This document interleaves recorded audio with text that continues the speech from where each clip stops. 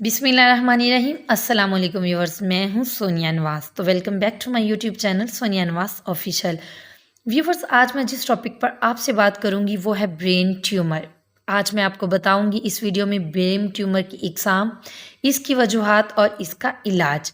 तो व्यूवर्स, दिमाग में इबनॉर्मल सेल्स की नशोनुमा जब हद से ज़्यादा बढ़ जाए तो ये सेल्स एक जगह जमा होकर ट्यूमर की शक्ल इख्तियार कर लेते हैं।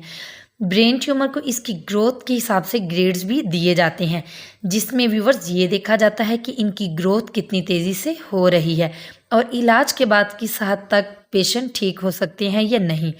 व्यूवर्स, ग्रेड 1 और 2 लो दर्जे के होते हैं और ग्रेड 3 और 4 ज़्यादा बढ़े हुए मर्ज के लिए इस्तेमाल किया जाता है। ब्रेन ट्यूमर की अगर इकसाम की बात कर ली जाए तो ब्रेन ट्यूमर की दो इकसाम हैं, और वो है पहली इकसाम benign non cancerous brain tumour. Low grade यानी कि ग्रेड 1 और ग्रेड 2 में इनका शुमार किया जाता है इस इकसाम का, जिसका मतलब इस टाइप के ट्यूमर की ग्रोथ स्लो होती है और इसका ट्रीटमेंट करने के बाद पेशेंट बिल्कुल ठीक हो जाता है। नेक्स्ट जो इसकी नंबर 2 पर इकसाम है मैलिग्नेंट कैंसरस ब्रेन ट्यूमर। ये हाई ग्रेड ग्रेड 3 और 4 ट्यूमर होते हैं जो या तो दिमाग में ही पैदा होते हैं व्यूवर्स, या फिर किसी और जगह से फैलकर दिमाग में आते हैं। तो व्यूवर, इस तरह के ट्यूमर्स ट्रीटमेंट के बाद दोबारा ग्रोथ करना शुरू हो जाते हैं और पेशेंट दोबारा ट्रीटमेंट के बाद भी अपनी वही हालत पर आ जाता है।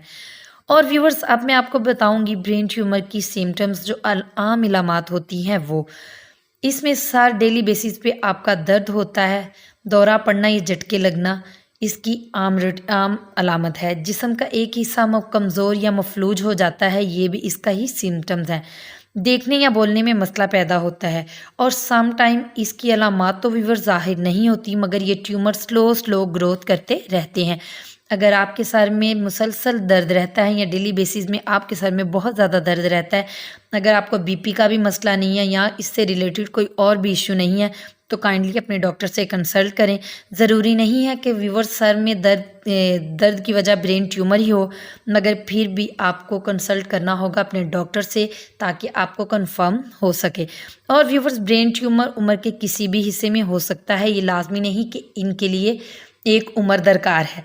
इनमें बच्चे भी शामिल हैं और बूढ़े भी शामिल हैं, बट मोस्टली देखने में आया है कि बूढ़े लोगों में ब्रेन ट्यूमर ज़्यादा होता है।